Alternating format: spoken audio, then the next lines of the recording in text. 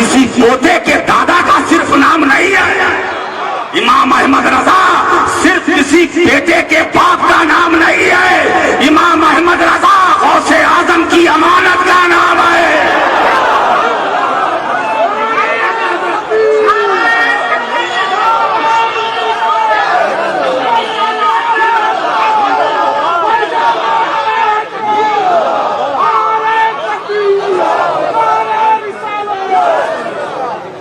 इमाम अहमद रजा दीन मुस्तफा की अमानत का नाम है। इमाम अहमद रजा सुन्नियों की विरासत का नाम है। ये किसी के घर की जागीर का नाम है। हर सुन्नी के अहमद रजा है और हर सुन्नी अहमद रजा का। जहां जहां सुन्नी होंगे वहां वहां रजा होंगे। इसीलिए मैं 2 मिसरे से अपनी बात को आगे बढ़ाऊं। आज मत बोलना, आज कमेटी वालों की तारीफ नहीं है, वो निकल चुकी। अब ये डेट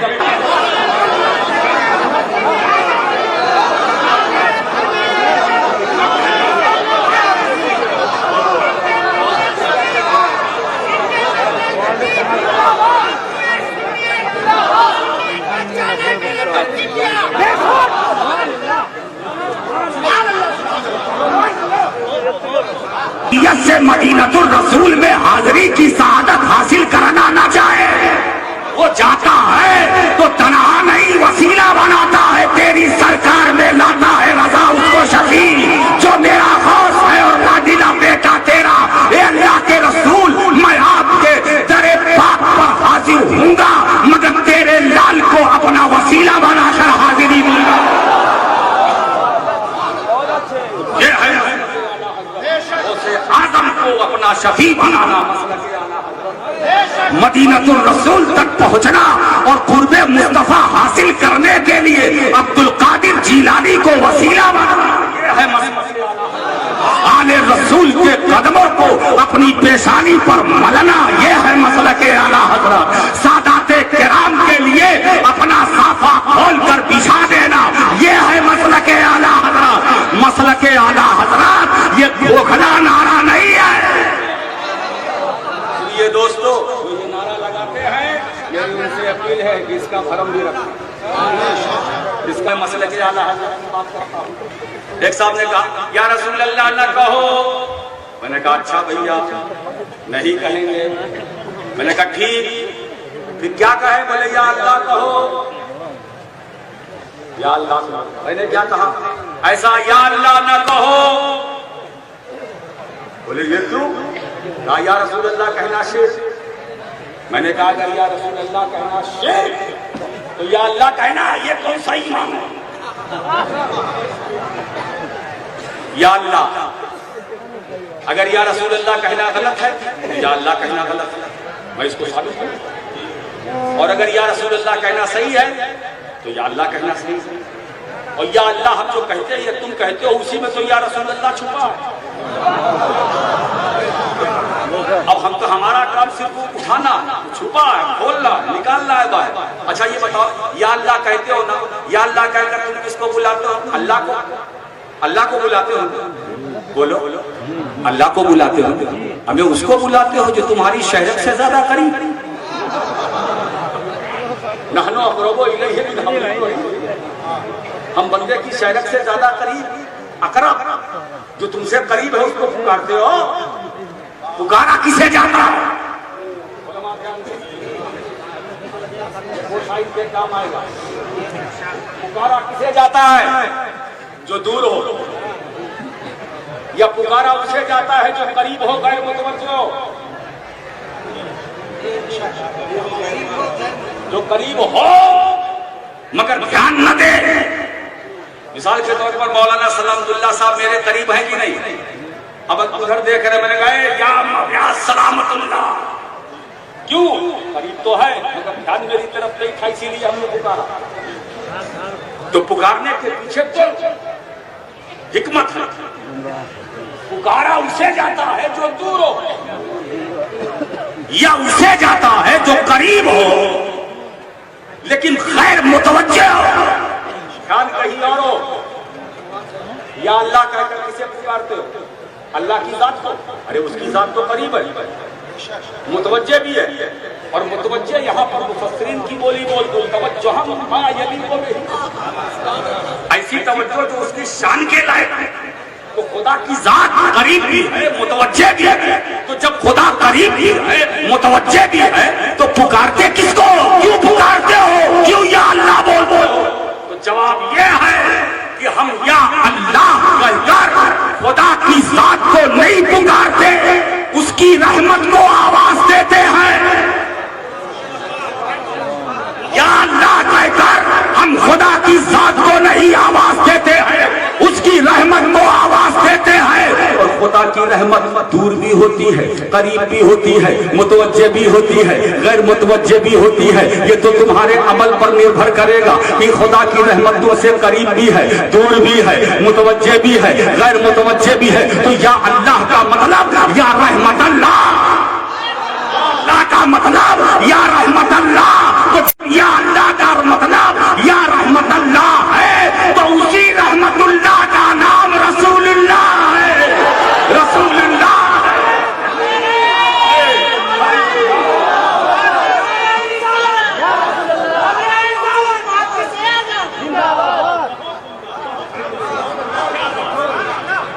किताब पढ़ना और है, किताब समझना और अब समझ में आई बात। हम यार रसूलुल्लाह कहते हैं। अब बताओ ये रहमतुल्लाह कौन है? रसूलुल्लाह। रहमतुल्लाह कौन है? नबीउल्लाह, हबीबुल्लाह। अरे मेरे सरकार ही तो खुदा की रहमत है। तो या अल्लाह कहकर हम उसकी रहमत को पुकारते हैं, उसकी रहमत को भी पुकारते हैं। और रब भी यही चाहता है, मेरे बंदो या अल्लाह कहो, मगर ये समझ कर कहना कि मेरी रहमत को तुम पुकार रहे हो और मेरी रहमत तुम्हें कहीं नहीं मिलेगी। मेरी रहमत अगर मिलेगी तो मेरे महबूब के पास, महबूब के दरबारे गोहरबार में। या अल्लाह का मतलब या रहमतुल्लाह का मतलब या रसूलुल्लाह। अब लगाओ फतवा, और लगा दिया तो लग जाएगा तकवा, तकवा चला जाएगा तकवा। इसलिए दोस्तों बोलने से पहले दो तरह के लोग होते हैं। एक वो होते हैं जो सोच कर बोलते हैं,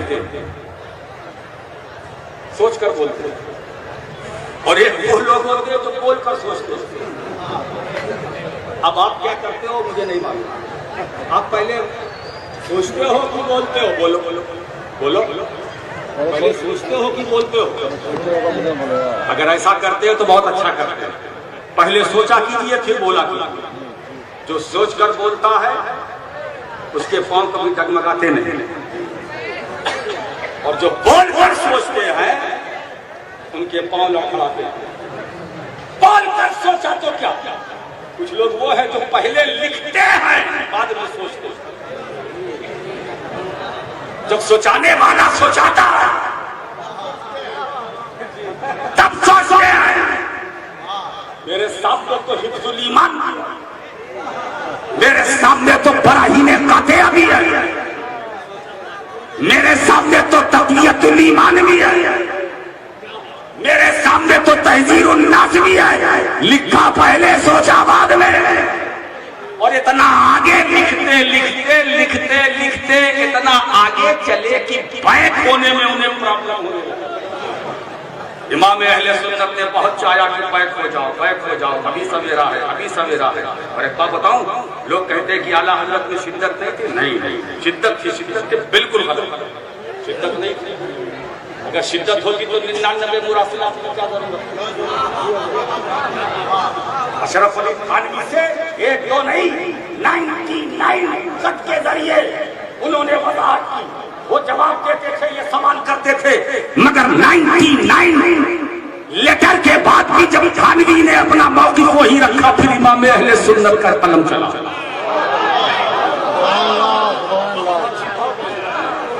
इतना मुहतात कलम, इतनी एहतियात मैंने किसी दारुल इफ्ता में नहीं देखे जो इमाम अहले सुन्नत के दारुल इफ्ता में मैंने एहतियात देखी। मैं आज कसीदा खानी के लिए नहीं बैठा हूं, हम बयानी के लिए बैठा हूं।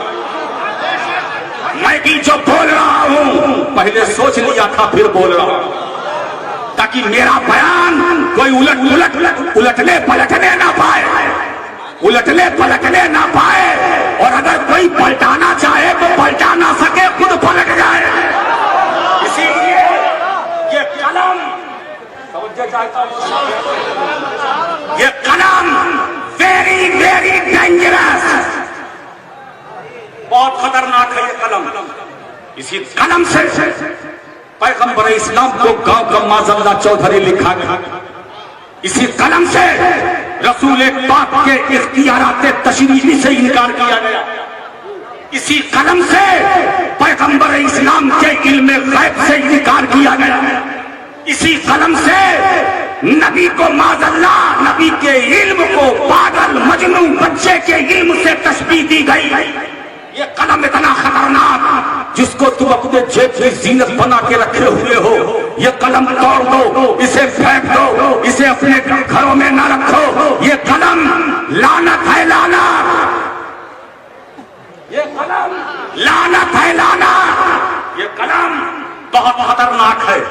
इसी कलम से कुफ्र, इसी कलम से बिदात, इसी कलम से निफाक, इसी कलम से इर्तिदाद, इसी कलम से मुनाफिकात, इसी कलम से गुमराहियत की बातें, इसी कलम से इल्मे मुस्तफा से इनकार, इसी कलम से पैगंबर के इख्तियारात से इनकार। ये कलम कितना खतरनाक है।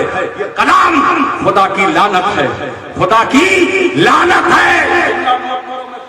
चाहता हूं, ये कलम खुदा की लानत है अगर खानगी के हाथ में है, लेकिन यही कलम अगर अहमद रजा के हाथ में है तो खुदा की रहमत है, रहमत है, रहमत है।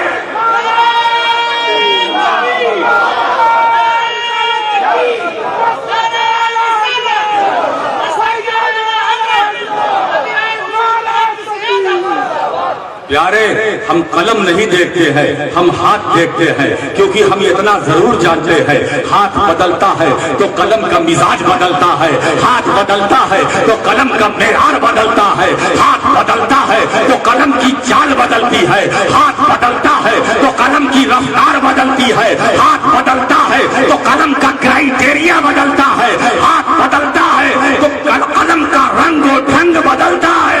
हम हाथ नहीं देख, हम कलम नहीं देखते, हाथ देखते हैं। हम सुनिए, हम तलवार नहीं देखते, हाथ देखते हैं, हाथ देखते हैं। ये तलवार खुदा की लानत है अगर हज्जाज बिन यूसुफ के हाथ में है, ये तलवार खुदा की लानत है अगर चंगेज के हाथ में है, ये तलवार खुदा की लानत है अगर हलाकू के हाथ में है, ये तलवार खुदा की लानत है अगर पूजहल के हाथ में है, ये तलवार खुदा की रहमत है अगर फारूक आजम के हाथ में है, मौला अली के हाथ में है, हुसैन इब्ने अली। तकबीर,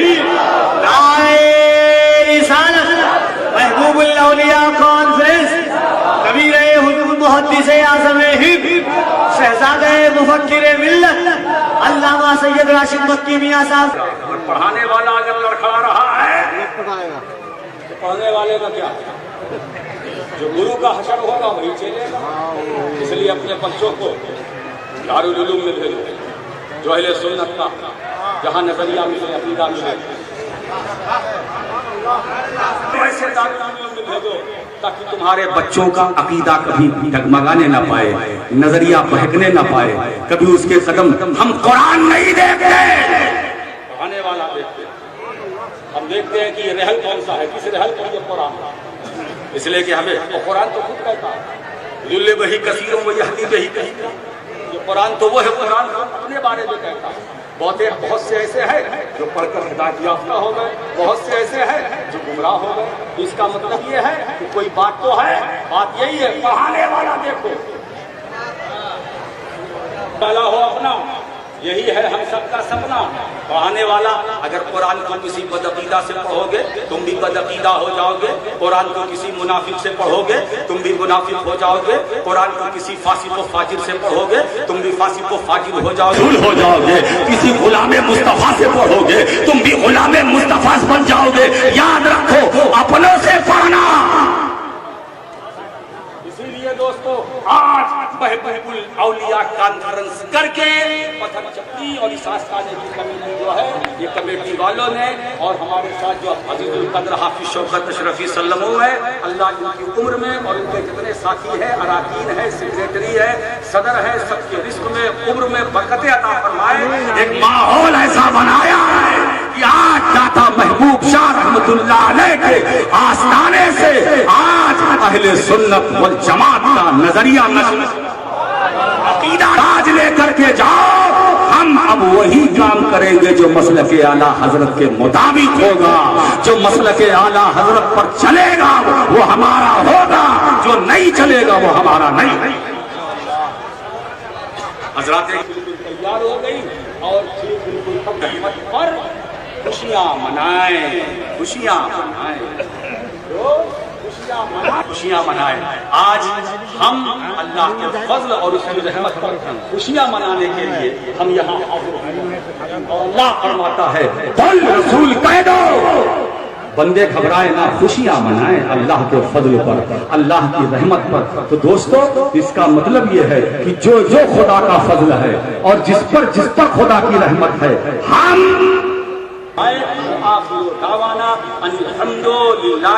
फैजान रजा की आमद हो रही है।